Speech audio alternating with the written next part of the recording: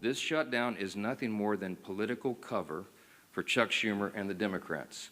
They are worried about the Marxist flanked in their Democrat Party. The Marxists are about to elect a mayor in New York City. That's Chuck Schumer's state, and he's terrified that he's going to get a challenge from his far left. House Democrats are here at the Capitol on duty and ready to reopen the government and enact a spending agreement that actually meets the needs of the American people, while at the same time addresses the Republican health care crisis. Welcome back to Inside City Hall. Today officially marks 1 week since the federal government shut down. You just heard House Speaker Mike Johnson and House Minority Leader Hakeem Jeffries continue to place blame on each other's parties, with negotiations at a standstill in Washington, D.C. Today, 2 short-term funding bills from each party failed to pass in the Senate. Joining me now to talk about where things stand with the shutdown is Congresswoman Nicole Malliotakis. Her district includes all of Staten Island and part of South Brooklyn. She's also a member of the House Ways and Means Committee and the Subcommittee on Tax. Welcome back to the program. Good to see you.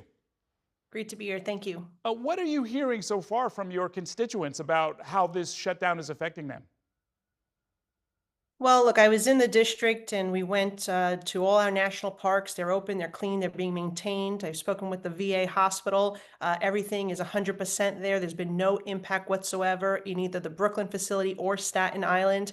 The real issue would be our military base as well as our Coast Guard. And while they're fully operational, the issue is that those military men and women will not get paid next week unless the government reopens. But other than that, our office is fully staffed. It's open. We're serving constituents, and we've received quite a few calls from constituents helping them with casework, but no one has particularly brought up any particular concerns other than they would like to see Senator Schumer give the 7 votes necessary on this clean extension of current funding levels to reopen our government. Now, I know that you and other lawmakers will continue to get paid, but is there a point at which your staff becomes part of the either essential workers who are not being paid or are furloughed altogether? Yeah, our staff is furloughed. They're working. I'm sorry, they're not furloughed. They're working. They are essential, but they're not being paid. And so in solidarity with our men and women and my staff, I've asked the Treasury to also withhold my paycheck until this is over. You were one of the lawmakers that pushed the Trump administration to reverse $187 million in scheduled cuts that would have been made to the NYPD's intelligence and counterterrorism operations. Did you speak directly with the president about that? How did that go? Yeah, I spoke with the president last Wednesday. Within 48 hours, the money was restored. He intervened. This was a bad decision by the Department of Homeland Security. They changed the formula in which these funding grants were going to be awarded, and as a result, New York and other states lost funding. It was a $187 million hit to New York. To the NYPD, where we are the #1 terror target, it would have been $100 million, and this is critical funding that is used for everything from equipment to the K-9 unit, and we had to make sure that that money was restored. And the president understood that. As soon as I spoke with him about this, I mean, you could tell that he was on it, didn't understand why this was done, and was reversing that decision. So I'm very proud that we were able to work with the police commissioner and others to make sure that money was restored for our NYPD. So maybe less urgent, but also important is, as we reported earlier, Governor Hochul is trying to make sure that New York gets $18 billion for the Gateway Tunnel and the extension of the 2nd Avenue subway. As the city's sole Republican member of Congress, are you planning to help with that as well? Well, I did vote for that infrastructure money, by the way. I helped pass that bill in a bipartisan manner. I do want to see our city and state get the money. What I'll say is that this is a result of the shutdown. Once the shutdown is lifted and we reopen the government, we will see that money flow once again. With regards to the MTA, I think there needs to be more accountability, more scrutiny. I would like to see a federal forensic audit of the MTA and how our federal dollars are being used. The MTA not only hit us with this congestion tax, which is operating in violation of federal law because because the president rescinded the authorization to allow congestion pricing.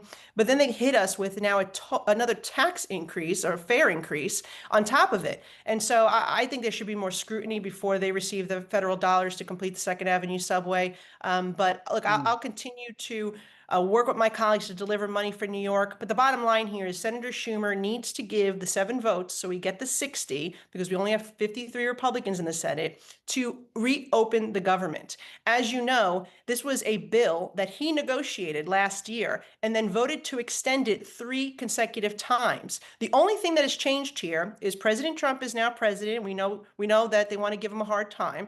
And AOC has basically threatened to challenge Senator Schumer, and he is afraid of the radical left flank in his party. That's the only thing that changed here. The bill is the same, and the funding levels are the same. But there's at least one other thing that has changed, which is the expiration of the subsidies for the healthcare premiums, right? Isn't that what this is all about? Those are going to all expire at the end of the year. Well, they're making it about that, but that has never been in this funding bill. That they set that timeline for expiration at the end of the year, but they should not be shutting down the government over that. We should reopen the government and then negotiate on those subsidies, which, by the way, I do agree that we need to address that issue. The real problem, Errol, is that since the Affordable Care Act went into effect, the costs have skyrocketed. It was anything but affordable, which is why these subsidies that are tax breaks to the insurance companies, not to individuals. These insurance companies, by the way, that have seen their profits rise 230% since the Affordable Care Act, while denying as much as 1 out of 3 claims. We need to rein in the insurance company. I'm okay with giving an extension so the end user does not feel that effect, but we need to do it in conjunction with reining in the insurance companies, and it should be taken up outside of the funding levels. That has nothing to do with this. And for them to be holding up government funding, our military pay, furloughing federal employees, TCA delays at the airport, all of that is wrong. Even if there was an extension, wouldn't that only bring us to somewhere around Thanksgiving, mid-November? And 6 weeks would not be enough to do what you're describing as far as getting into the guts of where the insurance companies maybe need to renegotiate some of these premiums, right? So the funding for our government lasts for 6 weeks. The subsidy for the health insurance expires at the end of the year. So that is why many of us have been advocating for a 1-year extension or maybe a 2-year extension so we can address the core issues. But I should remind people that the reason we have this problem is because the Affordable Care Act is not affordable, just like the Democrats told us it would be when they passed that law. This has, nothing to do with the funding of our government, which is completely separate. They're trying to add outside policy into this funding fight, and it is wrong, because if Republicans were trying to implement policy that was unrelated into a clean funding extension of our government, imagine the outcry from the media, from the public. So people should be holding Senator Schumer accountable here for not delivering the 7 votes on a bill that he negotiated the levels for last year and voted for 4 times before.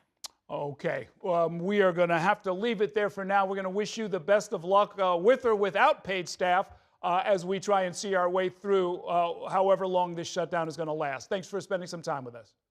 Thank you.